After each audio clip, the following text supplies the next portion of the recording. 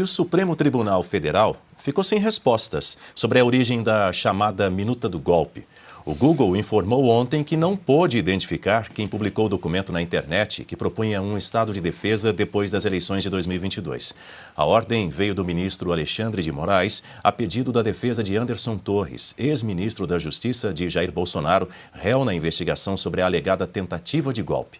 O documento foi encontrado na casa de Torres em 2023. Segundo o Google, a responsabilidade pelos dados é de sites que divulgaram a minuta, como o Cafezinho e o Conjur. A defesa de Torres após a eleição, provar que o documento circulava online e não tem relação com o ex-ministro. O STF agora pode solicitar informações diretamente aos sites citados. Silvio Navarro. É a lei, né? É a força da lei, a força do crime impossível, a tentativa do ministro Alexandre de Moraes de o tempo inteiro interpelar quem quer que seja, interpelar inclusive Big Techs. O ministro Alexandre de Moraes quer encontrar, depois de tanto tempo, né? Nós estávamos falando aqui sobre o caso de uma tornozeleira, do episódio do 8 de janeiro de 2023. Hoje nós estamos em junho, daqui a pouco estaremos no segundo semestre, estamos avançando para o segundo semestre de 2025. Quem é que não quer virar essa página? O ministro Alexandre de Moraes, depois de todo esse tempo, depois de todo o trabalho feito pela Polícia Federal, a serviço dele, a mando dele, uma ala da Polícia Federal, que é uma instituição séria, que tem profissionais honrados, mas que foi aparelhada a cúpula politicamente para atuar a favor do ministro Alexandre de Moraes. É a polícia do ministro Alexandre de Moraes. É a polícia do golpe, os investigadores da trama e do crime que agora se mostra impossível. Eles não encontraram nada. Pararam na delação do Mauro Cid, o coronel delator. Foi tudo o que encontraram. Esse é o conjunto probatório do 8 de janeiro, a delação do Mauro Cid, que agora sequer mais para em pé. Nem a delação do Mauro Cid se sustentou. Ele mesmo falou nas conversas, infringindo regras rígidas da delação premiada. Não pode usar rede social. Ele usou rede social. Falou, nunca falei em golpe. O presidente Bolsonaro nunca tratou de golpe. Entre outras tantas coisas. Ele disse que foi coagido, que as perguntas eram dirigidas, que o relatório estava pronto. Aí eles produzem um catatal com 900 páginas cheias de adversativas, de suposições, de mas, de supostamente, de talvez, ou seja, um relatório que não prova nada. O Procurador-Geral da República, que chega à cadeira em dezembro de 2023, o tumulto foi em 8 de janeiro, ele só carimba, não produz nada, não agrega nada. E aí o ministro Alexandre de Moraes, que é de fato a figura, né, o agente acusatório, ele é o papel do Ministério Público, cabe a ele. Não à toa a ministra Carmen Lúcia deixou isso claro. Então ele é o investigador, ele é quem faz as perguntas, é quem manda prender, é quem manda soltar, ele foi vítima também e, ao fim, ele será o julgador. E onde é que a gente chega? Em nada. Absolutamente nada. E agora ele precisa achar uma minuta. Então ele fala, como Google, me ajude a achar uma minuta, porque a minuta não apareceu.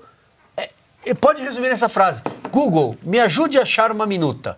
Né? Se fosse para o X, ele não gosta do X, ele fechou a conta. Ele diria, Grok, me ajude a achar uma minuta. Pois tentou procurar no Google, mas não achou literalmente isso, né? Inclusive, nem o Google tem, né? O Piotr, inclusive a empresa, o Google, afirma na sua resposta que apenas indexa os sites em sua busca, não sendo responsável pelo que cada um publica. Ou seja, para quem é leigo entender é o seguinte, ela tem aquele espaço, serve como uma plataforma para poder, onde o usuário pode colocar qualquer tipo de conteúdo. Inclusive, a gente está vivendo nesse momento, nos últimos tempos, justamente um julgamento sobre a responsabilização das plataformas em relação ao que os usuários publicam, né? Aliás, eu acho que ela deu essa resposta justamente já avisando o que está acontecendo no país hoje. Essa decisão do Supremo ainda não tá publicada, porque faltam votos ainda, mas o que é um absurdo, completamente um absurdo. A Constituição, é sempre bom a gente lembrar da Constituição, a Constituição vai lá e veda o anonimato. Ou seja, você não pode ter um perfil, você não pode ter um site se você se mantiver anônimo. Por quê? Porque a Constituição diz que se você, por exemplo, cometer um crime contra a honra, tem punição, mas para eu poder punir alguém, processar alguém, precisa saber quem foi que disse. Então a Constituição é muito sábia. Ela garante a liberdade de expressão como cláusula pétrea e ela garante que você, obviamente, pode falar o que quiser, publicar.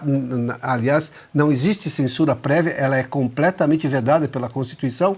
Agora, se você disser alguma coisa e alguém ficar incomodado com aquilo, se sentir ofendido, a Constituição também diz que, salvo crimes contra a honra, que poderão ser punidos de acordo com a lei. E aí vai para o Código Penal. Crimes, estou falando de injúria, calúnia, difamação, tudo está muito claro. E funcionava assim até outro dia. Esse era o arcabouço jurídico brasileiro, democrático, estabelecido desde os anos 80 e que perseverou até outro dia, quando o Supremo começou a reescrever a Constituição e de forma completamente abusiva mexeu numa cláusula pétrea. E agora questiona se a liberdade é relativa. Como assim relativa? Relativa em que sentido? A pessoa pode dizer e depois ela responde. E no caso das redes sociais, especificamente nesse caso, o que o Google está dizendo é o seguinte: está aqui, o sujeito publicou, bom, então ele responde por isso. E agora precisa saber o que é exatamente isso, que minuta é essa? O que texto é esse? O que ele quer dizer? E outra, previu que um estado de defesa, mas estado de defesa é uma ferramenta constitucional que precisa de autorização de muito mais gente. O presidente não faz estado de defesa da noite para o dia, não funciona assim. Tem prazo para acabar. Isso pode ser questionado, inclusive no Congresso Nacional. Ou seja, de novo, fica se insistindo nessa tese. Até onde vai esse julgamento completamente... Perde-se tempo, perde-se dinheiro e perde-se a possibilidade de juntar o país para fazer o país se livrar dos males que hoje ele tem. Um deles está no Palácio do Planalto e os abusos que tem no Supremo. Porque a gente precisa preservar o que é o Supremo de verdade e preservar a cadeira presidencial. Quando está mal ocupado, bom, gera tudo isso que a gente está vendo.